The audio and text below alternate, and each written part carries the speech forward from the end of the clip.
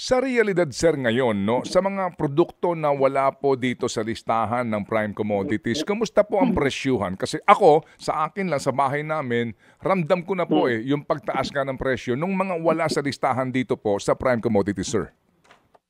tama 'yun 'no, medyo gumagalaw 'no, pero hindi naman medyo stable actually ang prices 'no. So hindi naman hindi naman, grabe. Yung mga grabe siguro yung mga imported. Tama Hmm, ka, may mga imported items na medyo malaki ang increases. So very selective, very selective. okey, opo, opo. Pero sa ngayon po na papalapit na ang Christmas season, yung mga, Mm. tinatawag na mga Noche Buena items sir, so far po kamusta po ang inyong monitoring? Medyo okay pa naman, hindi naman lahat ng tindahan meron ng Christmas items. Bakit? Masyadong maiksi ang, payment period 'no, credit terms 'no. Mm. 7 days kailangan bayaran kaagad, eh, 'di mo mabebenta ang queso de bola in 7 days from now, eh, 'di ba? Ang, hamon 'di rin. So medyo last minute ng konti ang ordering ng mga smaller chains of stores. Yung mga bigger chains ng supermarket, meron na sila, mahaba terms sila, eh, hindi katulad ng mga smaller chains ng supermarket. So kumbaga kung maiksi PC mo, hindi mo pa puwedeng mag-imbak ka ng produkto na hindi siya mabilis po, kumbaga hindi fast moving.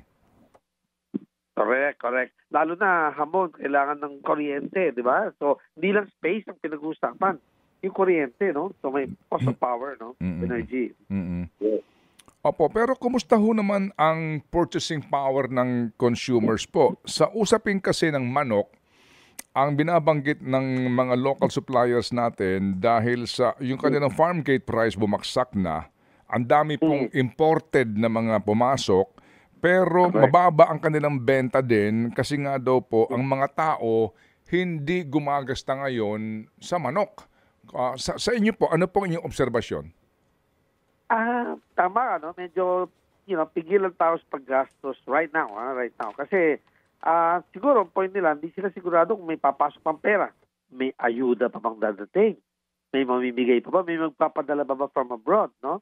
So, ayaw na rin nilang umutang dahil I'm sure yung iba lubog na rin sa utang 'no? So, medyo pigil 'no? Pero kung makikita niyo kung during the last few days 'no, na yung mga those who didn't leave Metro Manila, ah puno ang mga malls, ang daming tao sa mga malls, ha.